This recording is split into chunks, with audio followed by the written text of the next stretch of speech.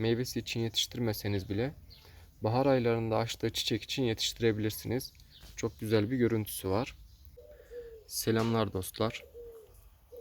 Elimde 3 litre ve 2 litrelik yoğurt kaplarında yetiştirdiğim dağ çilekleri var. Bunları tanıtmak istiyorum. Bakın, bitkisi küçük bir çilek. Normal çileğin yarısı boyutunda bitkisi var. Yanımızda normal çilek de var. Bu daha yeni uyandığı için çok fazla dallarını büyütmemiş ama normalde biraz daha büyük olur. Dağ çileği ise daha küçük olur.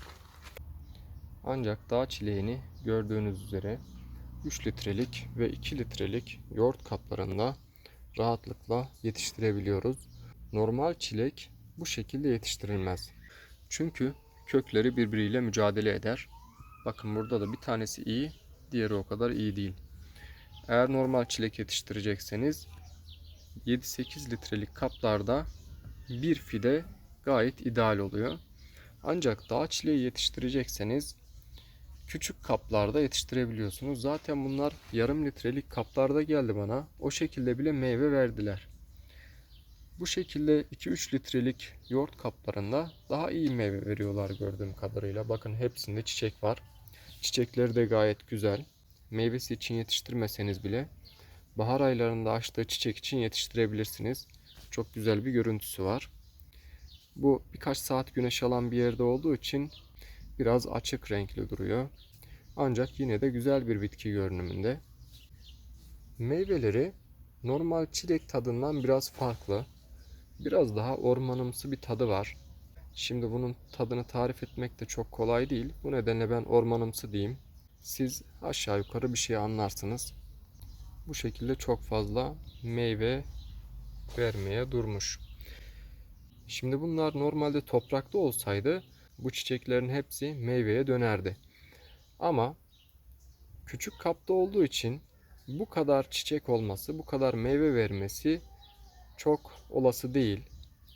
Belki verecektir ama meyveleri daha küçük olacaktır. Zaten normali küçük. Bir de onun küçüğü hiç tadı alınmaz bir hale gelir. Bu nedenle ben meyveleri biraz büyük olsun diye çiçeklerini seyreltiyorum. Şöyle bakın, açmamış çiçeklerden bir tanesini aldım ve kopardım. İlk çiçeklerden de koparabilirdim ama ilk çiçekleri teşvik etmek istedim. Böyle bir yöntemle bunların büyük meyve vermesini teşvik etmeye çalışıyorum. Bakın, diğerinde de yapayım aynısını. Şöyle küçük çiçeklerden birini koparayım. Onun enerjisini hazır büyümekte olan meyvelere göndersin. Diğer çileklerde de bunu yapıyorum. Bakın, normalde toprakta olsa bu bütün çileklerini yetiştirir. Ancak saksı içerisinde ya da böyle bir kap içerisinde bu çok mümkün olmuyor. Bakın, burada güzel bir meyve taslağı var. Ama burada da kötü bir çiçek var. Kötü çiçeği alalım, atalım ki meyve onunla uğraşmak istemesin. Diğerlerini, sağlıklı olanları büyütsün. Bakın, burada da yine kötü bir çiçek var. Alıp atıyoruz. Bu dağ çileklerini geçen sene yaz başında internetten sipariş vermiştim. Ben biraz daha büyük olduğunu düşünüyordum. Normal çilek meyvesinin yarısı kadar olduğunu falan düşünüyordum. Bu baya baya 1/4 kadar oluyor. Bakın, şu dağ çileğine bakın. Bu çok fazla büyümüyor. Bundan az daha büyük oluyor belki. Hani 1/4 kadar daha bunun büyüklüğüne ulaşıyor ve büyümesi duruyor, olgunlaşıyor, kızarıyor. Çok büyük bir meyvesi yok. Daha doğrusu büyük bir meyvesi yok. Çok küçük meyveleri oluyor. Dediğim gibi ormanımsı bir tadı oluyor. Çok çabuk çoğalıyor bir de. Henüz çiçekte olmasına rağmen kol atmaya başlamıştı. Ben kolları kopardım ve çiçeğe gitmesini sağladım. Şu anda kola ihtiyacım yok. Şu anda meyve vermesini istiyorum. Ancak yazın kolları koparmayacağım. Çünkü yazın artık meyve de vermiyor. Meyve vermediği zaman çoğalmaya devam eder. O zaman bana zararı da olmaz kolların. Aynı zamanda yeni bitkiler ürettiği için faydası da olur. Bakın, burada bir tane kolu da var. Şimdi bile çıkarmış olabilir. Yani o derece hızlı kol atıyor. Normalde geçen de ben bunlardan kol koparmıştım. Daha bahar ayı olmasına rağmen. Şu anda yeniden kol atmış. Bu kolu koparalım ki meyveler daha sağlıklı olsun.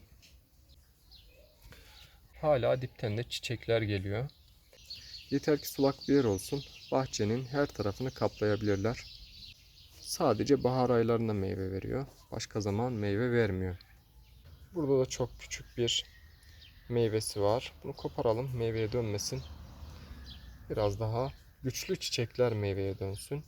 Mesela ilk çiçekler meyveye döndüğünde daha büyük meyve olurlar. Bu nedenle ilk çiçekleri bırakıp ikincileri koparmak daha sağlıklı olacaktır. Bunu tavsiye ediyorum. Şöyle görüntüsünü de uzaktan bir çekeyim.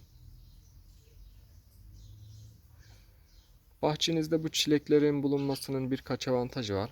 Öncelikle bitki kültürünüz genişliyor. Yani herkes normal çileklerden bilirken, onları yetiştirirken siz başka bir çileği yetiştiriyorsunuz. Bu güzel bir şey. İkinci olarak bunlara özel bazı faydalardan bahsedilir. Bunlar kanıtlanmış değil muhtemelen. Ancak yine de fayda ihtimaline binaen, yani şifalı olması ihtimaline binaen bahçenizde bulunmasının zararı yok. Bilakis faydası var. Son olarak da bahçede farklı çilek çeşitlerinin olması tozlaşmayı teşvik ediyor. Meyve kalitesinin artmasını sağlıyor. Bu nedenle bahçede farklı farklı çeşitlerin olması bir çeşidin olmasından iyi olabilir. Dağ çileği böyleydi. Merak ettiğiniz hususlar varsa soru sorabilirsiniz. Videoları takip etmek için kanala abone olmayı unutmayalım. Hepinize iyi günler dilerim. Görüşmek üzere.